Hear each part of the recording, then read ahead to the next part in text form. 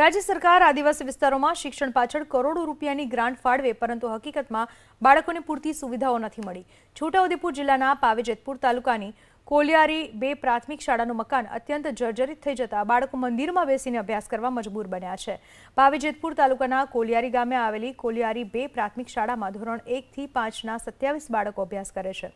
શાળાના ઓરડાની દિવાલોમાં મોટી તિરાડો પડી ગઈ છે અને છતમાંથી પાણી ટપકતું હોવાથી દુર્ઘટના રોકવા શિક્ષકો અને ગ્રામજનોએ વૈકલ્પિક વ્યવસ્થા તરીકે બાળકોને રામ કબીર મંદિરમાં બેસાડી ભણાવવાનું શરૂ કર્યું।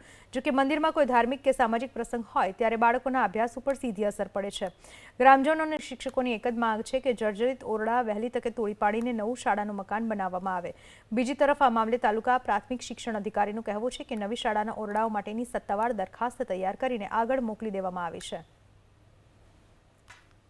ધોરણ 1 થી 5ની શાળા છે અને કુલ સંખ્યા 27 છે અને અહીંયા અમારે આવવાનું કારણ છે કે અમારી શાળા ખૂબ જર્જરિત હોવાથી અને ખૂબ પાણી પડે છે અંદર શાળામાં, એટલે અમે અહીંયા બાળકોને બેસાડીએ છીએ।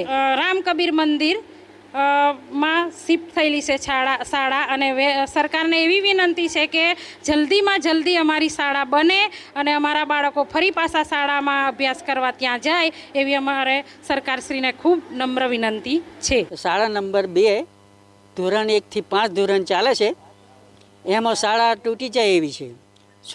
છોકરોને કદાચ પડે તો નુકસાન થાય, એના કારણે અમારે કોલિયારી રામ મંદિર કબીર મંદિર છે, એમાં અમે છોકરો જગ્યા બદલી અને લઈ આવ્યા છે અને તો ચાલુ ભણવાનું ચાલે છે। બાળકોને અભ્યાસ માટે રામ કબીર મંદિરની અંદર બેસાડવામાં આવે છે અને તે છતાં માગણી અમે કરી છે, પણ સરકારે એની કોઈ માગણીનો કોઈ નિર્ણય આપ્યો નથી।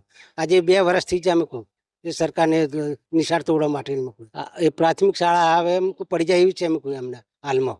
કોલિયારી 2 પ્રાથમિક શાળાના બંને ઓરડા હાલ જર્જરિત હોય, એમાં બાળકોને બેસવાને આપણે પરમિશન આપી નથી। તેની જગ્યાએ ગામમાં જ નજીકમાં જ રામ કબીર મંદિરમાં એમની પાકા મકાનમાં વ્યવસ્થા કરેલ છે, જેથી કરીને બાળકોને આવી અણધારી પરિસ્થિતિમાં કોઈ જાનહાનિ થાય નહીં। નવા મકાનની દરખાસ્ત કરવામાં આવી છે, એ જે મંજૂર થશે અને ત્યારબાદ નવા રૂમોમાં એમને બેસાડવામાં આવશે। ત્યાં સુધી આ વૈકલ્પિક વ્યવસ્થાના ભાગરૂપે પાકા મકાનની અંદર સંત રામ કબીર મંદિરમાં વ્યવસ્થા છે, ત્યાં જ એ બેસાડવામાં આવશે।